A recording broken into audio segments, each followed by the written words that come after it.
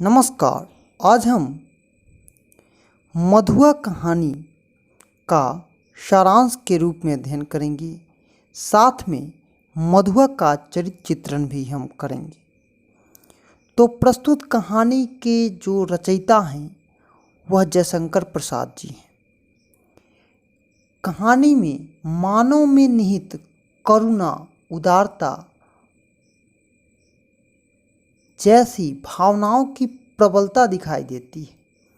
इसके संदर्भ में मानव का जो स्वभाव है, जो गुण है, जो दोष है, उस पर प्रकाश डालती है। कहानी के आरंभ में जिन दो पात्रों की उपस्थिति किया गया है, उनके माध्यम से कहानीकार ने सामान्य मनुष्य की सीमाओं को उद्घाटित करना चाहा है और साधारण मनुष्य की इस सत्य का भी साक्षात्कार कर स्थिति विशेष से प्रभावित होकर किस प्रकार महान गुणों से युक्त हो जाता है। इस तथ्य को शराबी के चरित्र के माध्यम से स्पष्ट यहाँ पर अपने शब्दों के द्वारा, अपनी भावनाओं के, करुणा के, उदारता के द्वारा शराबी का जीवन आम आदमी का जीवन है, जो कि दोष के साथ गुणों से भी युक्त होता है। मधुआ एक चरित्र प्रधान कहानी है। मैंने पहले ही बताया है कि मधुआ कहानी जो है एक चरित्र प्रधान कहानी है। शराबी की कहानी की एक पीने के पीछे वह बावला होता है। गरीबी की गंध ने शराब में यह बू भर दी।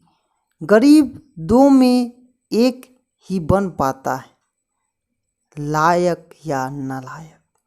या तो वह अच्छा बनता है, अन्यथा वह बिगड़ कर बदबू के अनुसार ही बन जाता है। समाज में सामान्य अपने लायक मानकर ही नालायकों की खोज करते हैं। जयशंकर प्रसाद की कहानी पाठक के मन पर गंभीर प्रभाव छोड़ता है। प्रसाद जी ने अपनी कहानी के पटकथा में इसी प्रकार से उन करुणा और त्याग की भावनाओं को उच्च भावनाओं से ओत और प्रोत, मतलब एकदम लिपटा हुआ। प्रस्तुत कहानी का प्रभाव करुणा मिश्रित है। किस प्रकार शराबी शराब के पीछे बावला है। शराब पीने जैसी बुरी आदत पर भी जहाँ किसी के उपदेश आदि का नाम मात्र प्रभाव नहीं पड़ता है। जब भी आप किसी शराबी को कहिएगा कि शराब नहीं पियो, तो वह उससे नहीं प्रभावित होता है। वहीं करुणा में इतनी शक्ति है कि उसके शरीर और उसके शराबी हृदय को भी परिवर्तित कर देता है। मीठी बानी बोलने से और किसी की ममता भरी बातों को सुनने से भी उन चीज़ों को हम समझ सकते हैं। कथा यहाँ से स्टार्ट है या प्रारंभ है। ठाकुर सरदार सिंह को कहानी सुनने का बड़ा शौक था। उसके मन बहलाने के साधनों में से कहानी सुनना भी एक है। हमारे यहाँ भी यह चलन है कि दादी या बाबा, दादा, नाना कहानी कहते थे और बच्चा सो जाता था। उसी प्रकार से सरदार सिंह भी कहानी सुनने का आदी है, जो अपनी लच्छेदार कहानी सुनाकर ठाकुर का मनोविनोद, मतलब हर्षोल्लास उत्पन्न करता था और बदले में उसे पीने के लिए रुपया मिलता था। जब एक दिन दोनों की भेंट होती है तो ठाकुर पूछते हैं, तो आज पिएगे ना? वह उत्तर देता है, झूठ कैसे कहूँ, आज तो जितना मिलेगा सबकी पी जाऊंगा। 7 दिन चने बवने पर बिताया है, किस लिए? ठाकुर साहब जिन वातावरण में सांस लेते हैं उन्हें उसी वातावरण के प्रति सहानुभूति है। उन्हें शहजादे के दुखड़े और रंग महल की बेगमों की असफलता, प्रण कथाओं में भी शांति मिलती है। उन्हें गरैया की क्षुधा पीड़ित बच्ची के आचरण पर भी हंसी आती है। कारण है उन्होंने इस क्षुधा पीड़ित बच्ची के मन स्थिति का साक्षात्कार नहीं किया। उन्होंने कभी जीवन के उस कष्ट को नहीं भोगा। केवल देखने और सुनने से गलत मूल्यांकन ही किया जाता है। जब आपने सुख सिर्फ और वातावरण भी उन्हें सुख दिया है तो वह दुख और दर्द के भावनाओं को नहीं समझ सकते हैं। यहाँ पर जयशंकर प्रसाद ने इन्हीं शब्दों के माध्यम से यथार्थ तक पहुँच पाना संभव नहीं था। यहाँ ध्यान देने योग्य है जिस बात की पीड़ा पागल जैसे व्यक्तियों को दर दर भटकने को बाध्य करती है उसका ठाकुर जैसे व्यक्तियों पर कोई प्रभाव नहीं पड़ता। उन्हें यह बातें सुनकर अब और नींद आने लगी। अंततः उन्होंने उसे रुपया देकर विदा किया। ठाकुर साहब से निपटकर जब वह जमदार के पास पहुंचता है तो उसकी कोठरी से एक सुंदर बालक को जाड़े की रात की सिसकियां भरते हुए सुनाई पड़ता है। जाड़ा में आप देखिएगा कि अन्यास ही हमारे मुंह से खट खट या सिसकियां की आवाज़ आती है। यह बालक मधुआ था। प्रसाद जी इस अवस्था का कितना सुंदर वर्णन करते हैं। भयभीत बालक बाहर चला आ रहा है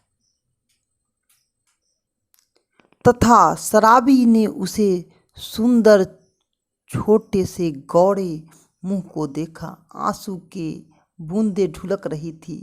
बड़े दुलार से वह उसके मुंह को पोंछता है। उसे लेकर फाटक के बाहर चला गया। 10 बज रहे थे। कड़ाके की सर्दी, दोनों चुपचाप चलने लगे। शराबी की मौन सहानुभूति को उस छोटे से सरल हृदय ने स्वीकार कर लिया।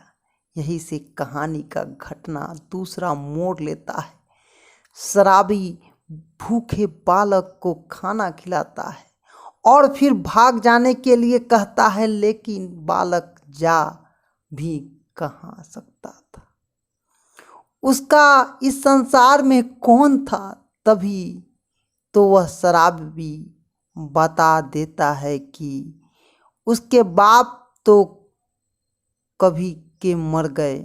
अंत में शराबी के हृदय में बालक के प्रति जो करुणा और प्रेम की भावना जागृत होती है, यह सोचने लगता है कि कितने ही सुकुमार फूल को कष्ट देने के लिए निर्दयता की सृष्टि हुई।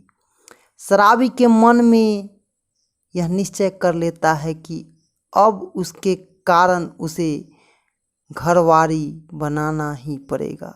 एक दिन दोनों पीठ पर गठरी लादे कोठरी छोड़कर किसी अज्ञात स्थान की ओर चल देते हैं। यहीं आकर कहानी समाप्त होती है। मधुआ कहानी का नामकरण जयशंकर प्रसाद ने बालक मधुआ के नाम पर किया। जहां यह ताना बाना और ठाकुर के संपर्क में आने के बाद लड़के को अपने साथ शराबी के द्वारा उसके जो चरित्र चित्रण हुआ है उसको बड़े ही मार्मिक ढंग से प्रस्तुत किया है। वस्तुतः उसके चरित्र का यह दुर्भावपूर्ण सामान खाने पीने और मौज उड़ाने वाले व्यक्ति के जीवन दर्शन से मेल खाता है, किंतु शराबी के चरित्र का उन्होंने जितना मार्मिक दृष्टिकोण प्रस्तुत किया है। मधुआ कहानी में जो वास्तविक स्थिति हम अपने समाज में देखते हैं कि शराबी के प्रति हमारी जो घृणा की प्रवृत्ति है, उस घृणा की प्रवृत्ति को भी उन्होंने बड़े ही मार्मिक ढंग से प्रस्तुत किया। साथ ही उस बालक के अबोध रूपों का भी इसमें बहुत ही अच्छे ढंग से प्रस्तुतिकरण किया गया है। हम लिखेंगे, इस जब भी क्वेश्चन आए तो लिखेंगे प्रस्तुत पाठ हमारे गद्य जीवंत से उद्धृत है, जिसके रचयिता सुप्रसिद्ध लेखक जयशंकर प्रसाद जी हैं। पाठ का नाम मधुआ है और हम पहले पाठ का नाम,